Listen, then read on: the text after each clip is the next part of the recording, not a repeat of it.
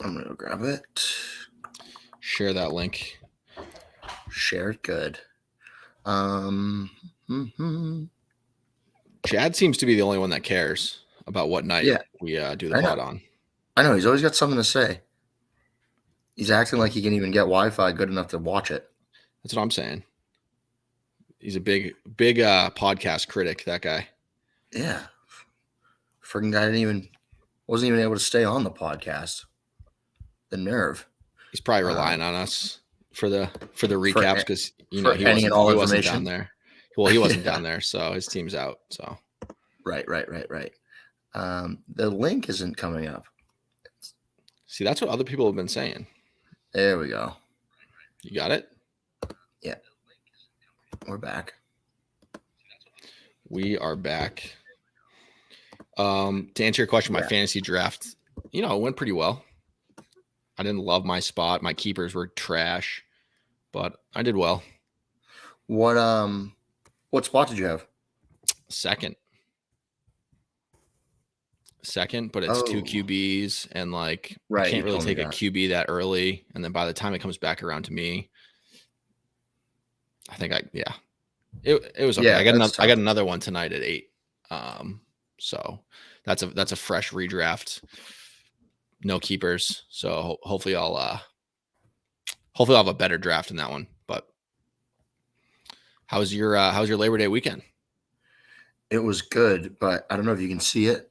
A little dash right here. I was playing Can Jam and playing fantastic.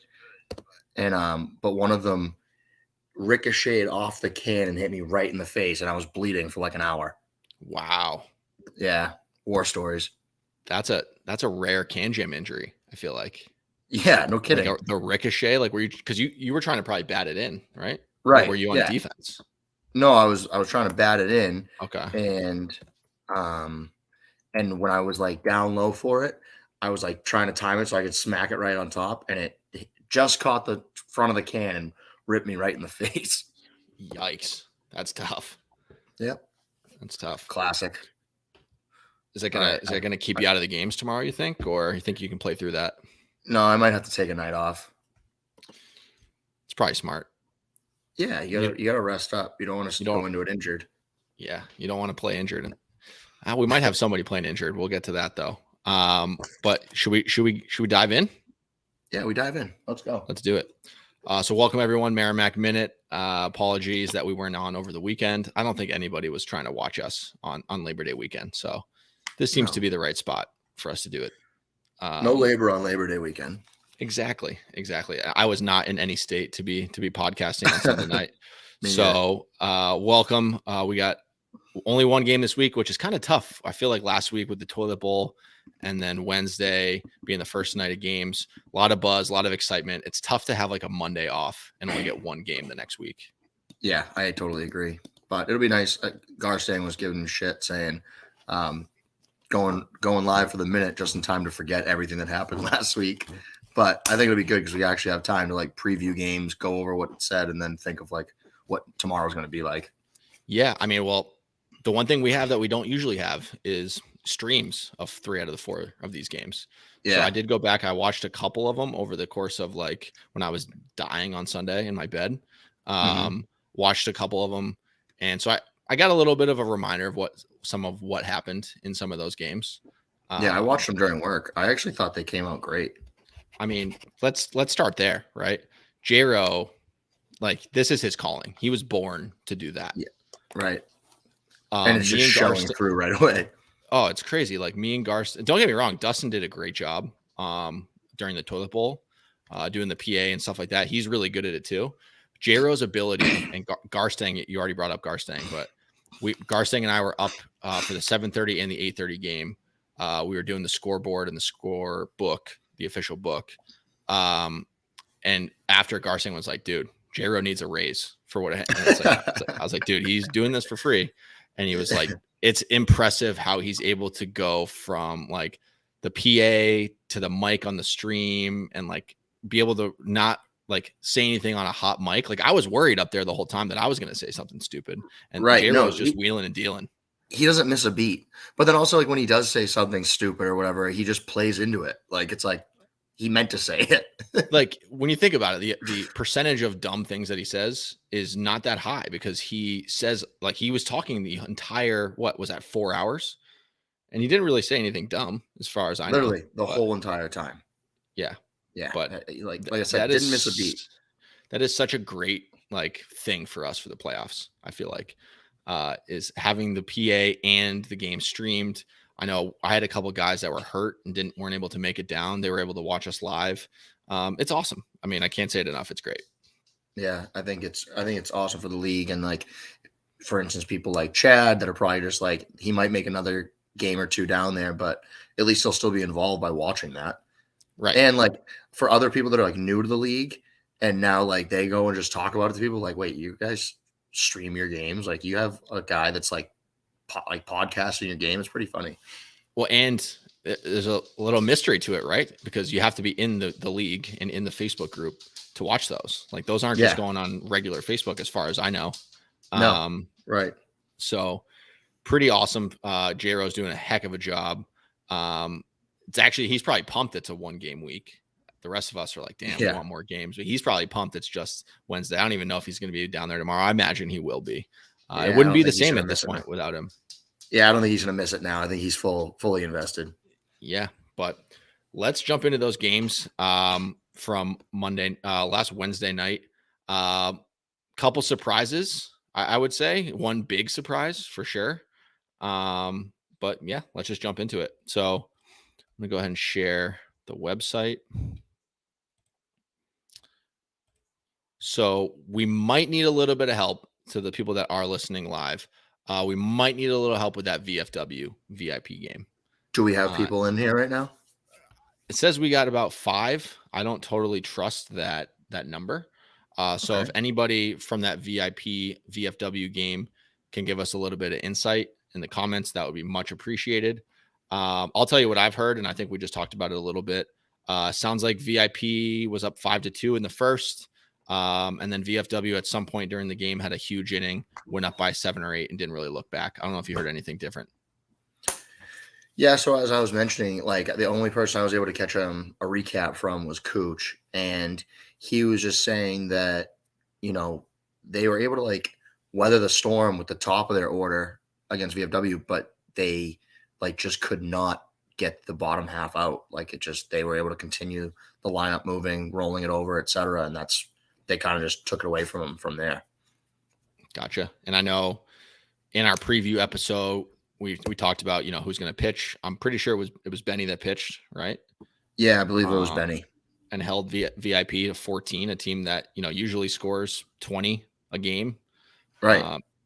I know I did hear that there was some late players to this game, and we're, like we said last week, we got to start that Twardowski game at 6:15 because it's getting dark.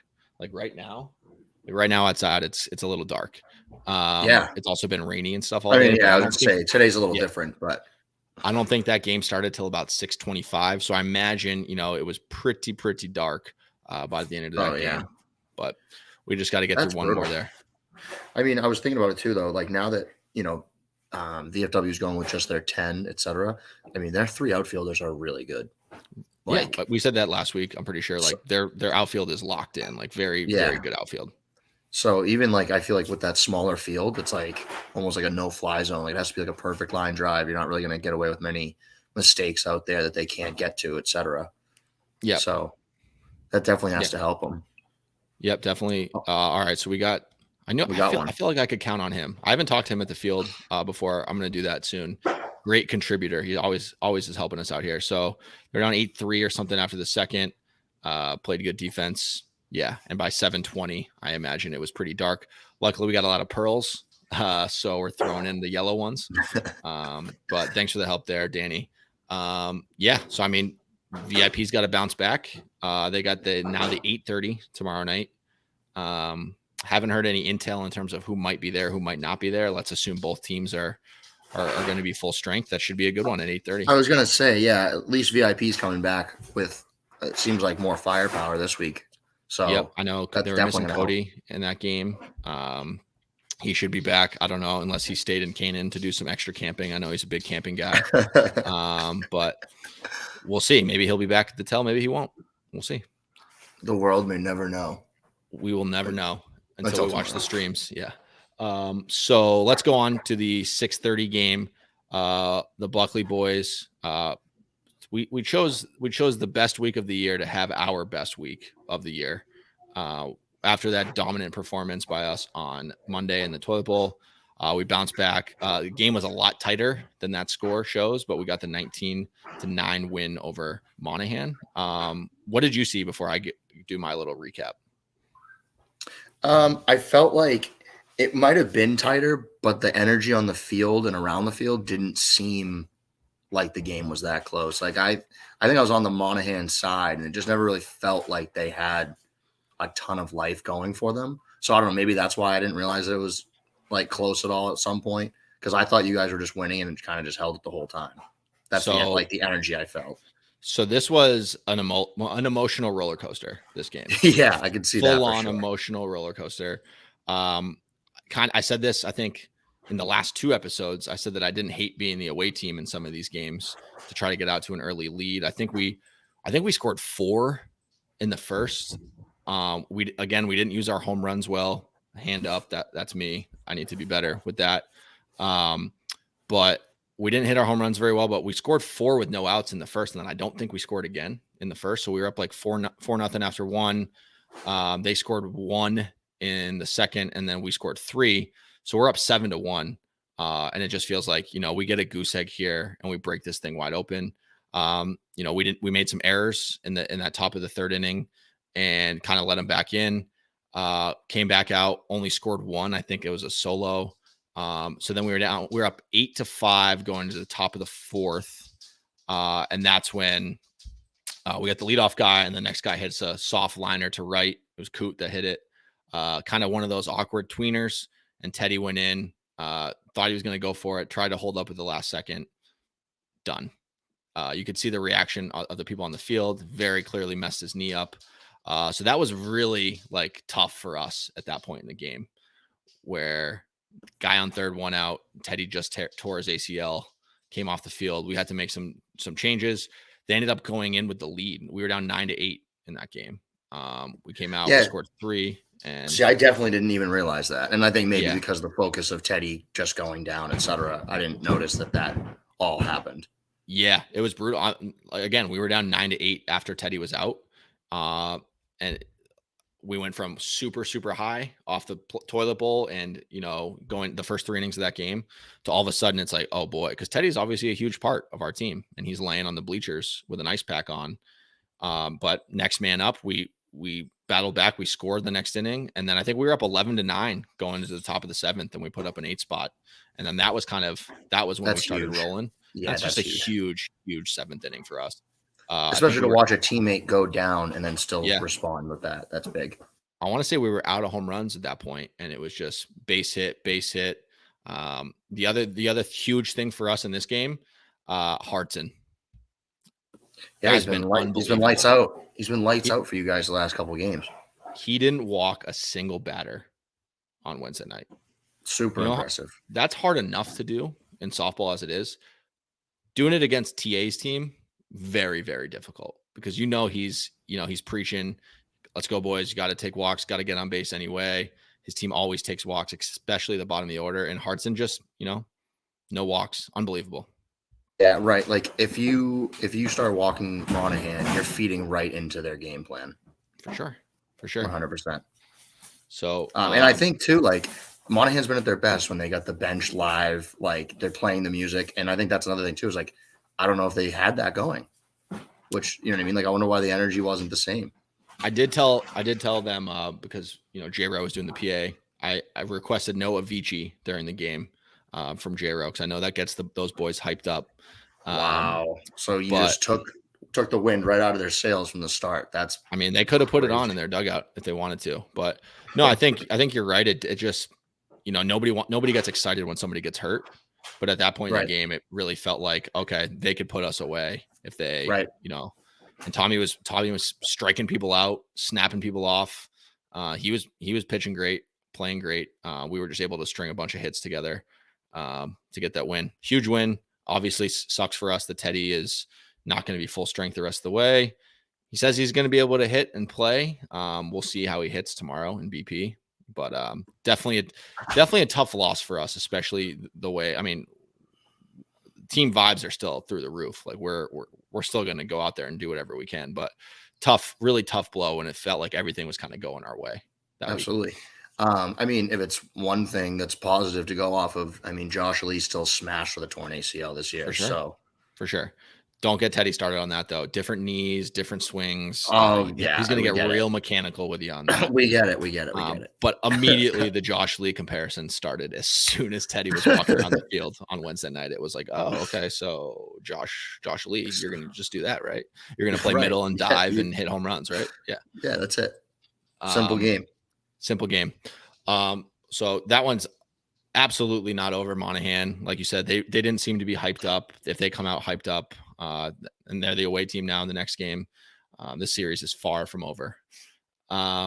Next up was you guys, 7:30 game. You guys won 30-15. I think it ended up being a run rule in the 6th. Before I let you go, I will say this game definitely felt close, like the first 3 or 4 innings. Like you guys had them at arm's reach, but they weren't going down quietly. They scored a few in the first and the second. They were scoring. Then they kind of fell off in the middle. Their defense wasn't great in the middle of that game.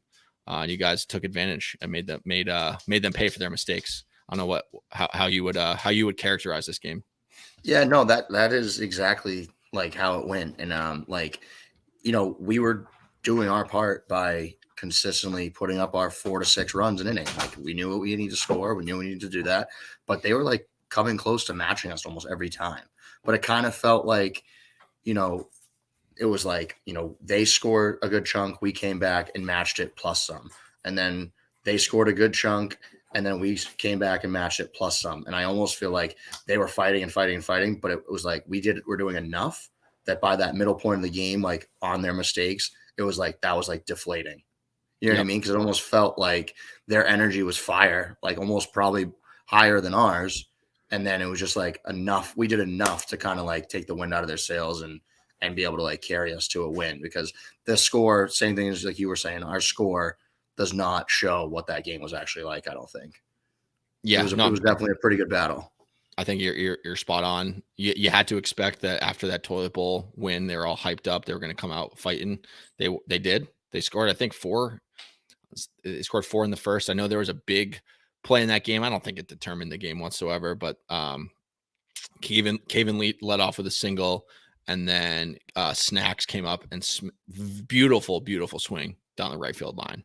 Yeah, it was a fantastic spot for sure. Beautiful swing. One of the best you'll see all year, but stepped in front of the plate and got called out. And that's just a huge swing and momentum changer in a game. Absolutely.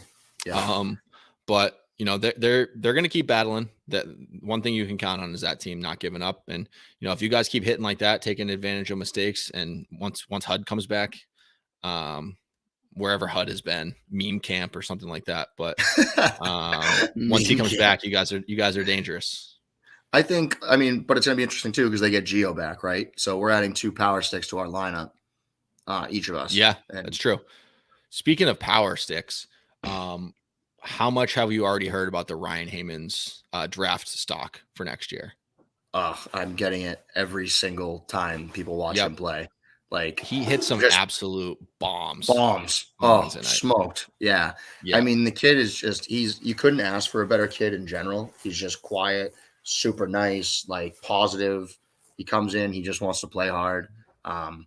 People are still like, who the hell is that? Who the hell is that? And I'm like, that kid that I just randomly got in the 17th round. And then just like everyone just saying like, there's no chance he gets past, the 10th or anything like that next year. Oh, I mean, no way. He's I would say he's going to be in the top 7 rounds, maybe more, maybe earlier. Like, he was like, you could tell how green he was, from the first time we practiced and first few games, etc. And then, but like as the season's gone, he's just lighting up like right now on like how much better he's gotten and understands what he's doing and stuff like that. Yeah, no, he's down the stretch of the season.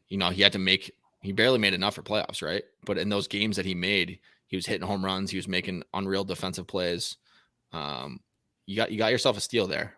But I wouldn't count on getting him in the same spot next year. I mean, if those was keepers and you got to keep the same draft spot, maybe it would be a conversation. Yeah, that's true. That'd be sweet. That'd be That'd sweet. be That's how unreal. we do it in fantasy football. But Right. That would be unreal. that would change things a lot. That would be pretty crazy. But yeah, Timmy Real would be what, a 9th, right? Timmy Real would be a 9th rounder. Be a great keeper. I'm sure there's a bunch of other ones that would be. Yeah, that would be crazy. Maybe someday. That'd be fun. Last game of the night here. This one was probably a shocker to most, and I would say not necessarily the outcome, just that Tormeo no one looked flatter on Wednesday night than that team. We thought this was going to be a battle, but NHI beat Tormeo 19-8. Incredibly boring game.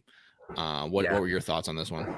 Same thing. And kind of like what I was saying about Monahan, it just seemed like there was just never life on Tormeo. Like, stupid things were happening and like great plays, but then like, something like, for instance, like Brett hits a solo to lead one of the innings. Like that did happen. Even those like little stupid things typically can like get a bench fired up and like, all right, like let's go, like kind of thing. And it just didn't seem to ever kick in for them. Right. And they had some crazy defensive plays that they made and like would come off seemingly fired up, but like just completely flat at the plate. Yeah. And I don't even think NHI hit necessarily that well, like not to their potential. Right. Tormeo just, that game was kind of, I think it was pretty close going into the 4th or 5th. And all it took was NHI to put up maybe like a 4-spot inning, put up a 0, and then a 5-spot inning. And then the game fell out of reach. Yeah, for sure. You kept waiting for Tormeo to kind of have their one inning where they, scored 8 to 10. And that all of a sudden we got ourselves a game here. They're typically good for it too. Happen. They have so much firepower that typically does happen in their games. Yeah. Where all of a sudden they just, but I mean, also we've seen this a few times with Tormeo this season where they've had these dud games and then the following week they all of a sudden throw up 28 runs. Like it's no problem. Yeah. No, so for sure. They got to bounce back. Coach Kyle has put the pressure on himself here. Was a little bit ballsy with the pick he made, but let's be fair. They weren't beating anybody on Wednesday night. Didn't matter who they picked. They were losing that game. Now it's back against the wall. Got to win 2. Let's see what the rookie coach has in him here, huh? Yeah, I like that. I mean, I think he definitely has a good team for it too. Like no one is gonna like overthink it, I don't think, and like they'll just stay calm and go swing the bat. I think it'll be better this game. Just play their game. It's going to be an interesting one because they picked the 8:30 in game 1. Now they're going to be at Twardowski, 6:15 start. Going to get pretty dark. Yeah, I know. I'm bummed that game's at Twardowski because I'd like to watch it. Yeah, that would be a good one. I don't think we have the right setup there to stream it in games, but. Yeah, they got to bounce back in that NHI. They're 1 win away. Can you hear him? Wally, you okay, buddy? What's wrong? He's crying about literally nothing. So, yeah, NHI, they're in the driver's seat. I think if you look at it here, 3 away teams won in game 1. So all those teams are going to have the hammer with the potential to shut it down tomorrow night. So let's take a look. You think Andy Lee's going to be there? I think he'll be there eventually. I think Joey will do knowing Joey, he will try to delay the start of that game as long as he possibly can. Yeah, no kidding. Someone will probably put the screen in center field and then drag it back slowly. Yeah. They'll pull out all the stops or maybe, Joey's going to be on Andy's truck tomorrow for UPS. helping him absolutely just ripping through packages so that he makes it on time. So they both show up wearing brown. Yeah. I mean, anything can happen. I wouldn't put anything past Joey. But yeah, so if we look at the schedule here, they got the 6:15 game at Twardowski. Again, if NHI wins, I can flash the little banner here. So yeah, if NHI wins, then that will be it for the series. Then you guys play the 6:30 game at Martell against Holtz. We got the 7:30 Monahan game.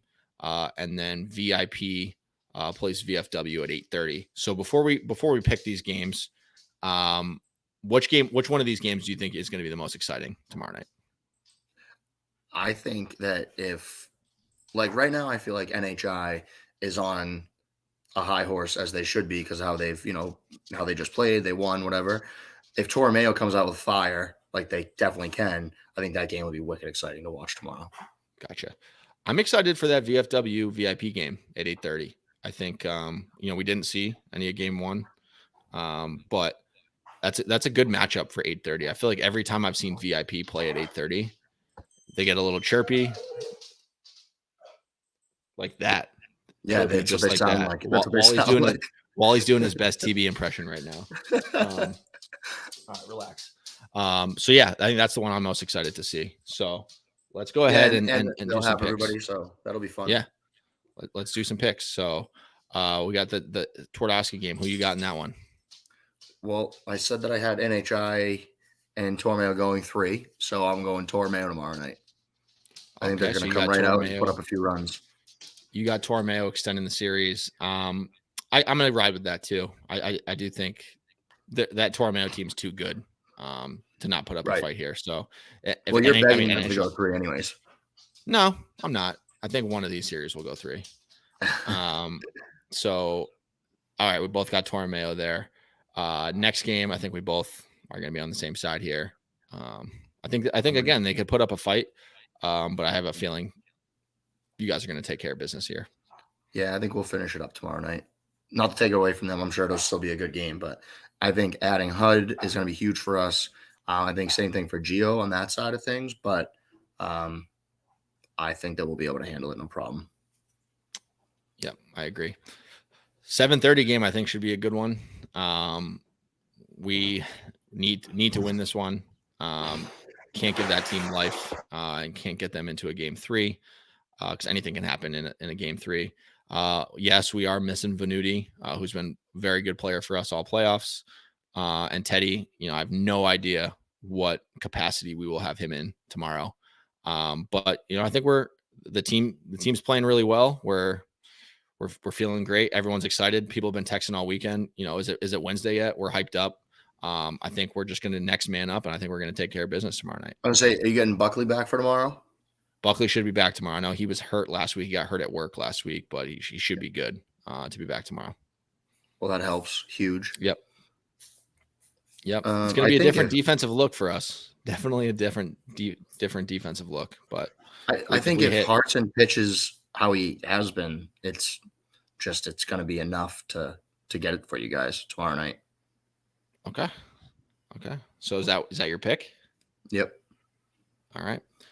Last game, that VIP VFW game. So I'm going to stick with my prediction before the series. I said that VIP would lose the first and that they would win in 3. So I'm going to go with VIP tomorrow night. I like VIP tomorrow night also. Okay. So we have the. Did we go clean sweep of all agreements? I think we did agree on all the picks. That's bad. But I think we both have that Torromeo NHI series and the VIP VFW series going to a game 3 next Monday. Yeah, I mean, I just think that VIP is not one to go down quietly, and I think that tomorrow night they could definitely, like I said, have everybody there. I think they'll have a good game tomorrow. I don't think we'll see anyone go down quietly. I think it's going to be some great games tomorrow night, some absolute battles. I agree with you. It is a shame. I wish we could flex that A&D Holtz game to Twardowski so we could see that Torromeo NHI game at Martell. But not going to happen. So nice, quick 30-minute episode here. Excited for tomorrow night. Yeah, absolutely. Sweet. Anything, any last words before we sign off? So sorry, really quick. I think we'll probably stick with, it's going to be tough. Sunday's football. So I think Sunday nights might be done for the pod. Yeah. That's fine with me. I mean, we could do that. We could go back to Thursday. Yeah. I think we're going to have to go back to Thursday. That's going to be a play. We'll just keep Chad guessing. Maybe we'll go to like a Tuesday, like a Friday. Maybe we'll do that. Friday, 9 a.m. See just how Chad feels about that. A Friday happy hour one. Yeah, that'd be great. But again, thanks everybody for tuning in. Colby, any final words? No, I'm excited to see how this all plays out. The next round is going to be pretty fiery. I can't wait. All right, we'll see everybody down there tomorrow night. So long.